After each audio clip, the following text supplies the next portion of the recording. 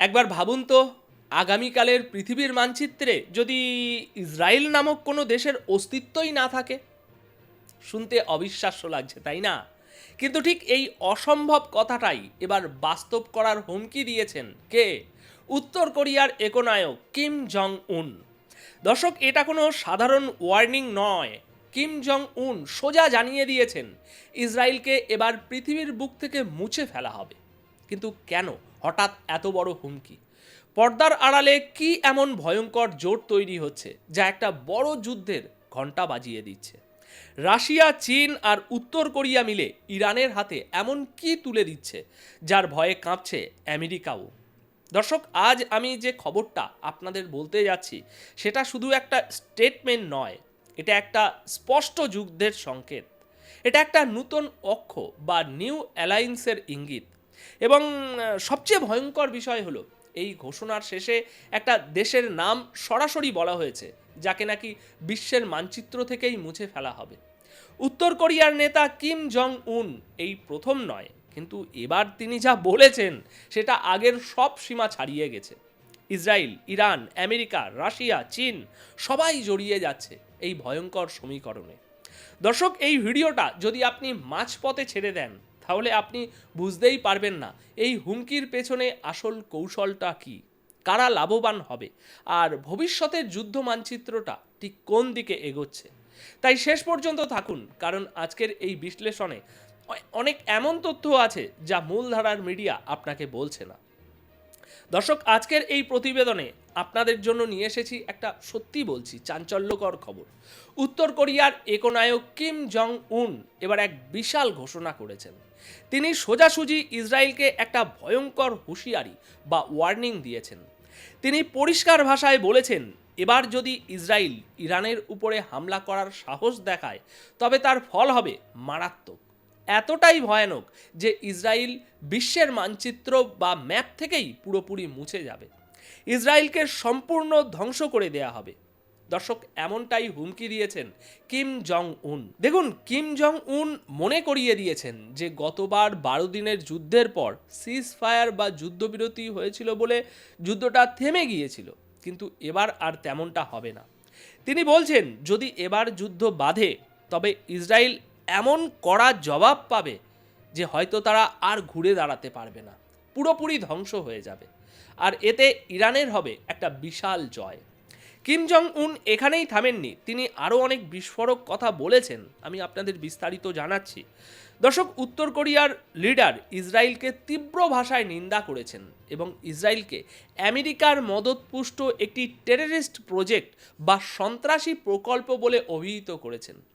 তিনি তুলনা করে বলেছেন, ইসরায়েল হলো এমন একটা টেররিস্ট প্রজেক্ট যার পেছনে খোদ আমেরিকার হাত রয়েছে, আমেরিকা একে সাপোর্ট করছে।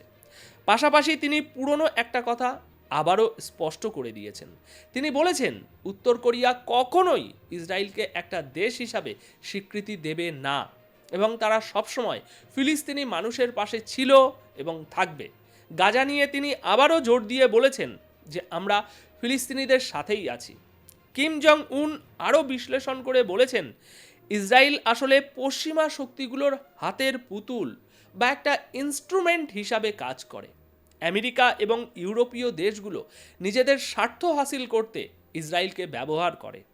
তার মতে আমেরিকা মধ্যপ্রাচ্য বা ওয়েস্ট এশিয়ায় নিজেদের কৌশলগত স্বার্থ বা স্ট্র্যাটেজিক ইন্টারেস্ট বজায় রাখার জন্য এবং নিজেদের পলিসি চাপিয়ে দেওয়ার জন্য ইসরায়েলকে একটা টুলের মতো ব্যবহার করছে।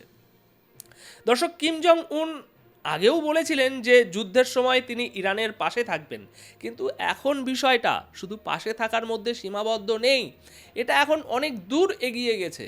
বিভিন্ন ইন্টেলিজেন্স বা গোয়েন্দা রিপোর্টে বেশ কিছু বড়সড় তথ্য সামনে এসেছে। শোনা যাচ্ছে ইরানের ব্যালিস্টিক মিসাইল তৈরির কাজ এখন উত্তর কোরিয়াতেও চলছে। মানে বুঝতে পারছেন, সেখানে এমন অনেক কারখানা আছে যেখানে ইরানের জন্য মিসাইল তৈরি হচ্ছে। এমনকি তদন্তকারী সংস্থাগুলোর রিপোর্ট অনুযায়ী ইরানের যে বিখ্যাত আপনার ওই শাহিদ সিরিজের ড্রোন, সেগুলোও এখন নর্থ কোরিয়ায় নাকি তৈরি হচ্ছে। এই টপিকটা নিয়ে আমরা পরে আসছি একটা আলাদা প্রতিবেদন নিয়ে। শুধু তাই নয়, খবর পাওয়া যাচ্ছে যে উত্তর কোরিয়া ইরানকে মিসাইল টেকনোলজিও ট্রান্সফার করেছে। অর্থাৎ মিসাইল আর ড্রোন নিয়ে উত্তর কোরিয়াতে একটা বড় প্রজেক্ট চলছে। সুতরাং বোঝাই যাচ্ছে কিম জং উন এখন প্রকাশ্যে ইরানের সমর্থনে দাঁড়িয়েছেন। এটাও বলা হচ্ছে যে আগামীতে যদি যুদ্ধ হয় তবে রাশিয়া, চীন এবং উত্তর কোরিয়া এই তিনটি দেশ ইরানের হয়ে খুব অ্যাগ্রেসিভ বা আক্রমণাত্মক ভূমিকা পালন করতে পারে। এদিকে গত 48 ঘন্টায় পরিস্থিতি আরও উত্তপ্ত হয়েছে। ইসরায়েলের চিফ অফ স্টাফ জানিয়েছেন যে ইরানে বড় মাপের মিলিটারি এক্সারসাইজ চলছে এবং মিসাইল ড্রিল হচ্ছে। আশঙ্কা করা হচ্ছে এর সুযোগ নিয়ে ইসরায়েল ইরানে হামলা চালাতে পারে। গত 3 দিন ধরে ইসরায়েলে একটা আতঙ্কের পরিবেশ তৈরি হয়েছে। ডেভিড স্লিং, থার্ড, আয়রন ডোম সব ডিফেন্স সিস্টেম অ্যাক্টিভ করে রাখা হয়েছে। আর ইসরায়েলের চিফ অফ স্টাফের ওই বয়ানের পর পুরো মিডল ইস্ট এবং আন্তর্জাতিক মিডিয়ায় একটাই আলোচনা, সত্যিই কি ইরান এবার ইসরায়েলে হামলা করবে? ইসরায়েল আর ইরানের মধ্যে কি নতুন করে যুদ্ধ শুরু হচ্ছে আবার? এই জল্পনা আরও বাড়ছে কারণ ইসরায়েলের প্রধানমন্ত্রী নেতানিয়াহু আপনারা জানেন আগামী 29 তারিখে ডোনাল্ড ট্রাম্পের সাথে দেখা করতে যাচ্ছেন। আর ঠিক এই উত্তপ্ত পরিস্থিতির মধ্যেই আপনি ভেবে দেখুন উত্তর কোরিয়া থেকে এই স্টেটমেন্ট আসা, যেখানে কিম জং উন ইসরায়েলকে টেররিস্ট প্রজেক্ট বলছেন। ভাবুন কত বড় দুঃসাহস, তাই না? আমেরিকার দিক থেকে দেখলে আমেরিকাকে দুষছেন এবং বলছেন যুদ্ধ হলে ইসরায়েল ম্যাপ থেকে মুছে যাবে। এটা নিঃসন্দেহে ইরানের জন্য একটা বিশাল বিশাল বিশাল সাপোর্ট। অন্যদিকে আমেরিকা ও ইসরায়েলের জন্য একটা বড় চিন্তার বিষয়, দুই দেশের মধ্যে অস্ত্রের লেনদেন এবং সহযোগিতা এখন আর গোপন নেই, সবটাই সামনে চলে এসেছে। এখন যদি সত্যি টেনশন বাড়ে এবং মধ্যপ্রাচ্যে বড় কোনো যুদ্ধ বেঁধে যায় তবে উত্তর কোরিয়া যে ইরানের বন্ধু হিসাবে একটা বিশাল ভূমিকা নেবে তা এখন স্পষ্ট। দর্শক, এই পুরো ঘটনাটা যদি আমরা ঠান্ডা মাথায় দেখি, আবেগ দিয়ে না বরং রাজনীতি আর কৌশলের চোখ দিয়ে দেখি, তাহলে একটা বিষয় কিন্তু খুব পরিষ্কার হয়ে যায়। কিম জং উনের এই বক্তব্য শুধু ইসরায়েলকে ভয় দেখানোর জন্য নয়, এটা আসলে আমেরিকাকে একটা বলতে পারেন সরাসরি বার্তা।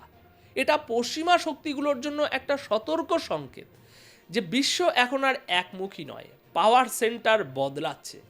ইরান এখন আর একা নয়, পেছনে আছে উত্তর কোরিয়াও, সম্ভাব্যভাবে রাশিয়া ও চীনের কূটনৈতিক ছায়াও আছে। আর অন্যদিকে ইসরায়েল যে নিজের নিরাপত্তা টিকিয়ে রাখতে আগের চেয়ে আরও বেশি আগ্রাসী এখন হতে পারে। দর্শক, ইতিহাস আমাদের বারবার দেখিয়েছে যখন কথার ভাষা বদলায়, যখন এভাবে খোলাখুলি হুমকি আসে, তখন যুদ্ধ আর খুব বেশি দূরে থাকে না। আজ যেটা হচ্ছে সেটা হয়তো কালকের বড় সংঘর্ষের প্র্যাকটিস মাত্র। আমি চেষ্টা করি আপনাদের সামনে খবর নয়, খবরের পেছনের রাজনীতি, পাওয়ার গেম আর ভবিষ্যতের সম্ভাব্য দৃশ্যপট তুলে ধরতে।